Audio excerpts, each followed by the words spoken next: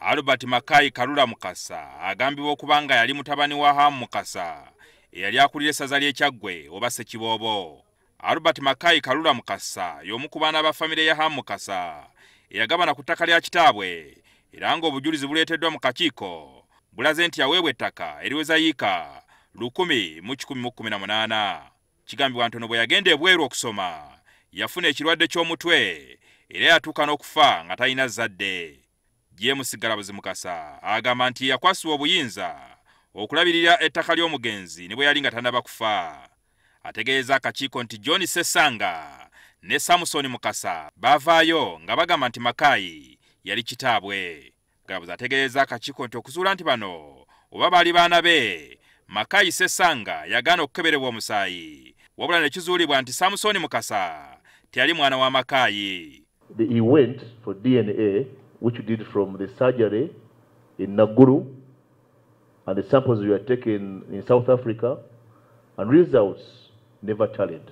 That one time the judge actually had to teach Sesanga what a court order means, and that man refused.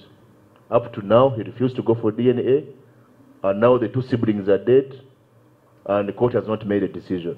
Sesanga abadde mu kakiiko kyokka ng'aliko n'omusirikale amukuuma. Galabuzi alumiriza omukozi mu maka g'obwa President Resty Nakiguli Nakayenga okwekobaana nabagambibwa okubba ettaka.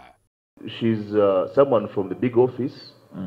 She has the army, she has everything. We had nothing to do but to tell the officials not to accept her to meet Mackay.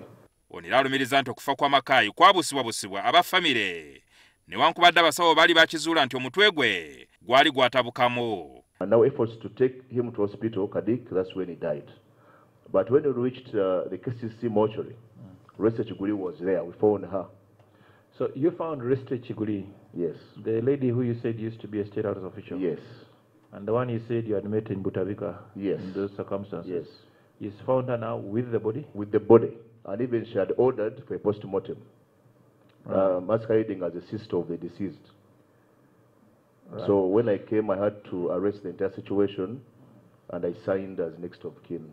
Galabuzi era alumiriza eyali akulira ofisi y'ebyettaka emukono Catherine Bamugemereire okwekobaana nabagambibwa okubba ettaka lya Albert Mackay Kalula Mukasa. The transactions we had a chance to access showed her direct involvement in the fraud. The same day, at 10 minutes past 8, went to Stanley S. Chivumbi.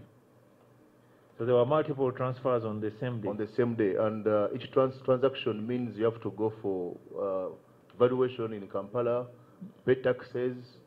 So one wonders how this would happen in two minutes.